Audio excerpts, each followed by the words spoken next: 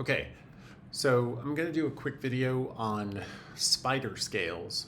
So these are very often also called caterpillar scales, and that's because of the way that our fret hand or our left hand has to move. You can see that my fingers are kind of moving like a spider across this, right? We use this for a lot of different purposes. I think many people first are assigned this in order to build the skill of alternating for the picking hand or the plucking hand. With rock guitar playing or jazz guitar, you probably just use a pick and just do down, up, down, up, down, up the whole time. For classical style, we want to build the habit of alternating fingers. So you can do this with a full variety of finger combinations, but for our purposes right now, assuming that we're beginning at this, we want to use fingers I and M, right? We'll begin the pattern with index and then follow it with middle so that we're always doing I, M, I, M, I, M. Now, for the other hand, for your left hand or your fret hand, you are going to do the following pattern. It's real simple. It's just 1, 2, 3, 4. So notice my first finger plays first fret, second finger plays second fret, third finger plays third, fourth finger plays fourth.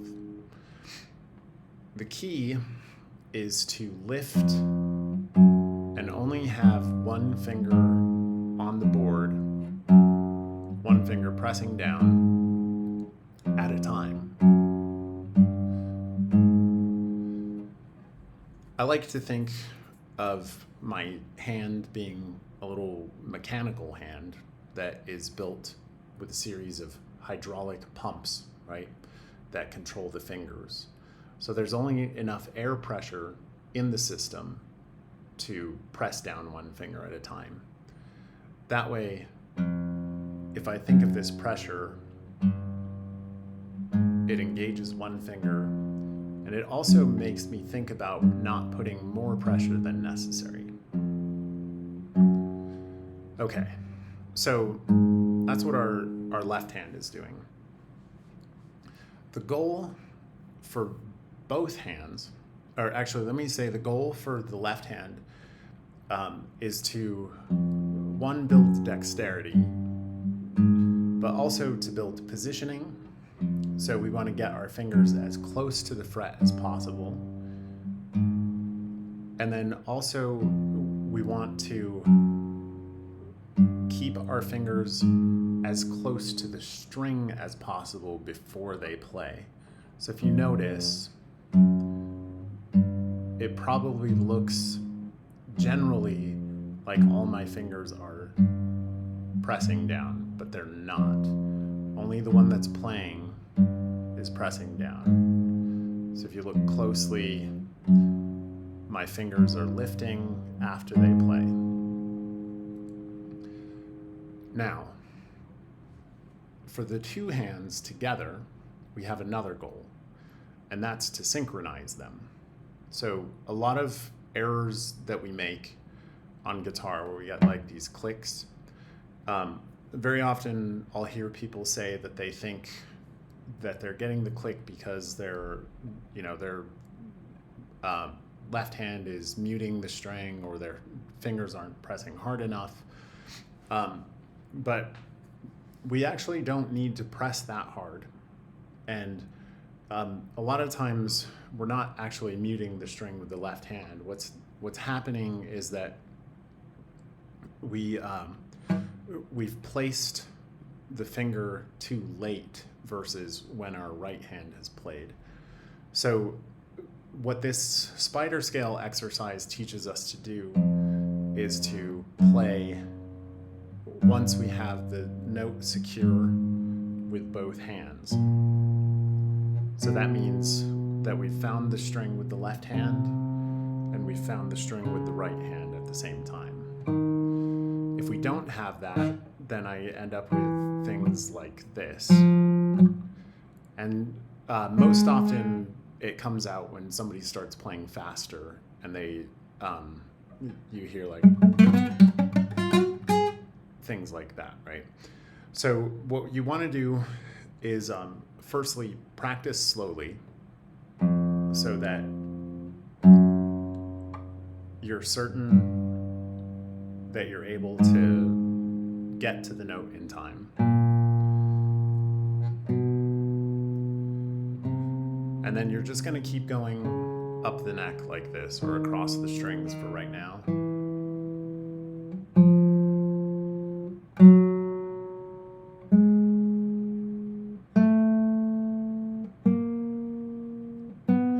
And then we're almost there.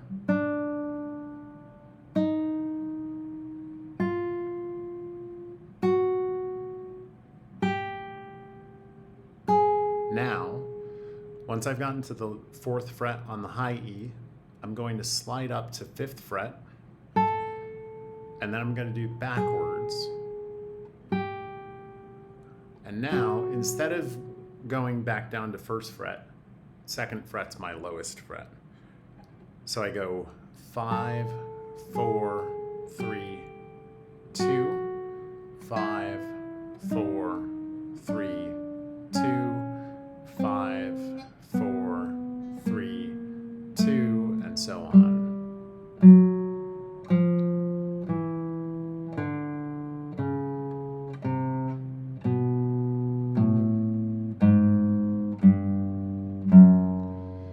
And then once you get down to 2nd fret on the low E, shift up to 3rd fret and go back up.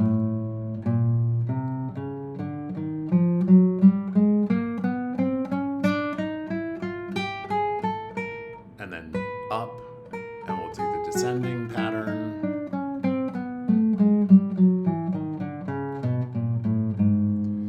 And so on. What I'll do with this is I'll set a timer.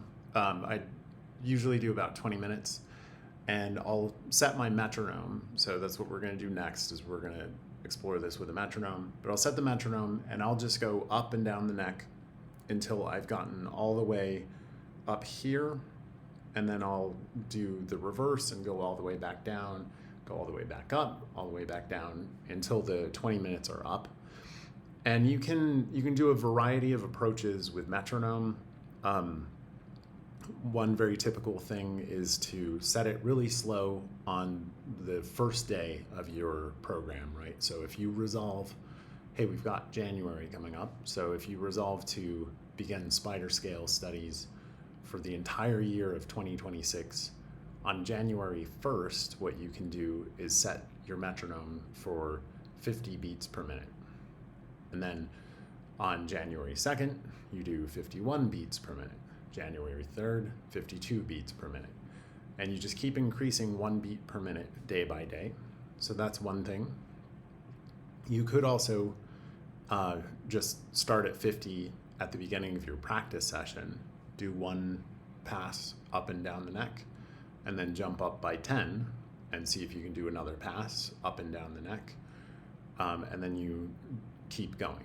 So I'm going to show you just a little bit of how I do this in a very, very basic way. We're not going to go into tremolando scales or anything like that just yet. So I use Pro Metronome, but I'm going to set my time to 2/4. Doesn't matter, just make sure that it's in 2 or 4. And I like to use their drum set sound. Ooh, that's pretty quick. But I'm gonna dial it back. I'm gonna go 60, because I'm feeling good. So it's just clicking away at 60. And to begin, I'm just going to do quarter notes.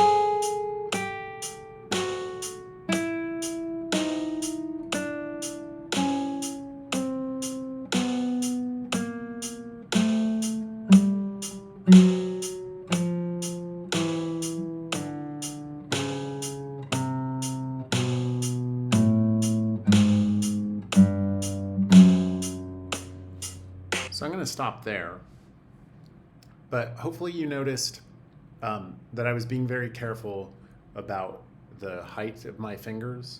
So I was watching my hand the whole time, and that, for many people, that's the main thing that they want to do in order to control the height of their fret fingers. For the right hand, I was just alternating I and M. I was doing free strokes in this case, but earlier I was doing it with rest strokes. So that would be like this.